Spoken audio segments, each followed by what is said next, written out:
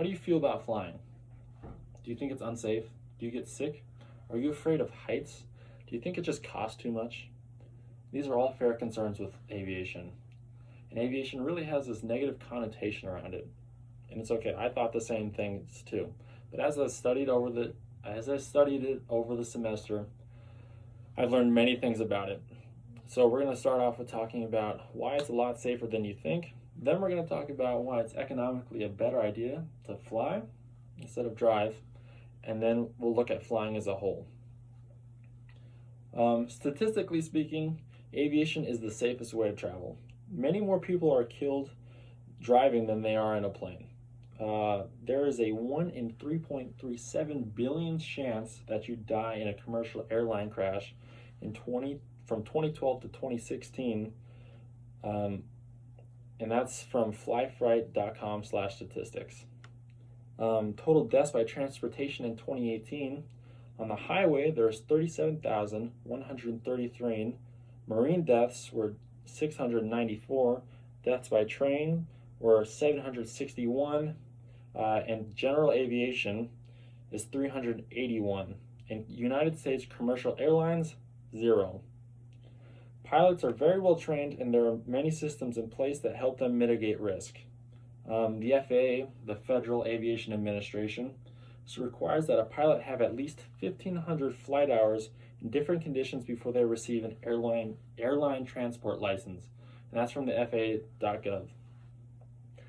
Pilots put a lot of time into researching their flights, such as getting weather, calculating weight and balance of the airplane, calculating fuel requirements, and many more things. Pilots also retrain in intervals every 6, 9, and 12 months. And that's from aerosavvy.com. And you really are at very little risk of mechanical failure. Aircraft maintenance is highly regulated by the FAA. The aircraft is required to have an annual inspection and a 100-hour inspection, and these are not taken lightly. And oftentimes they'd get way more inspections than that anyways. And that's from the FAA.gov. Airbus, a airline manufacturer company, believes that with its integrated flight diagnostic technology, that it could reduce the need for unscheduled grounding of aircraft to 0 within the next decade. And that's from flightglobal.com. All right, let's now talk about the economic side of air travel. Flying wasn't always affordable for the average person, but progress has been made to change that. Planes have become way more efficient than they used to be. The Boeing 737 in 1984 had a range of 507 miles with a seating capacity of 126 people and a fuel burn of 12.4 gallons per mile.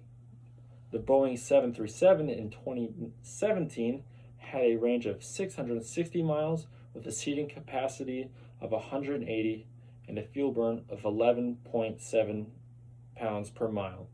More people with a higher range and a smaller fuel burn means that people can fly farther for cheaper. And this is all from webarchive.org. Those numbers were for short haul flights only. You see a lot bigger difference when you get into longer flights that span over thousands of miles. So for determining which is better to fly or drive as far as cost goes, I use this website called BeFrugal.com, which is an online fly or drive calculator, and this is what I come up with for a 7-day trip to from Billings to New York. The cost of one traveler, or this is for flying, so the cost of one traveler is $860 round trip. The total ticket cost was $460, which is the cheapest possible that you could get. Total baggage fees were $50, and the total cost for a car rental was $350. For driving, I used a reasonable car as my control. It was a 2010 Ford Escape with 4-wheel drive. It was driven 2,334 miles at 26 miles to the gallon. Total fuel cost is going to be $327. Wear and tear on the car is going to be $241. An estimated cost of the hotels in between Billings and New York is going to be $300. And for this scenario, you're going to somehow manage all the toll booths that you're going to hit which is going to bring your total cost to $869 for a round trip for driving. And there is a huge difference between driving and flying. Flying is going to take you 7 hours and 25 minutes, whereas driving is going to take you 2 days and 6 hours and 4 minutes. So that really gives you little reason to drive instead of fly. Some other reasons that flying is better, it really opens up the world to you. Without flying, there'd be many places that you'd never be able to get to. I'd like to see you drive your car from here to Hawaii for a vacation. Without flying, it would be really unlikely that you'd ever go across the oceans just for a vacation. It's a way more enjoyable experience than driving. While on the flight, you're able to be productive and you can do work on your laptop, take a nap, or read a book.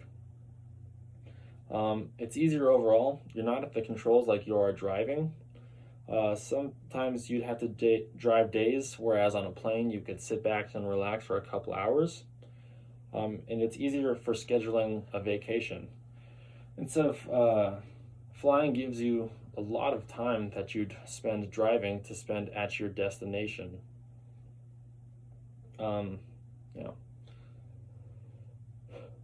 Aviation has a negative perception, but it's risky and expensive, which really is not the case, and it is actually safer in most cases. Overall, flying is just a great experience and saves you lots of time and money, and it's a simpler way to travel.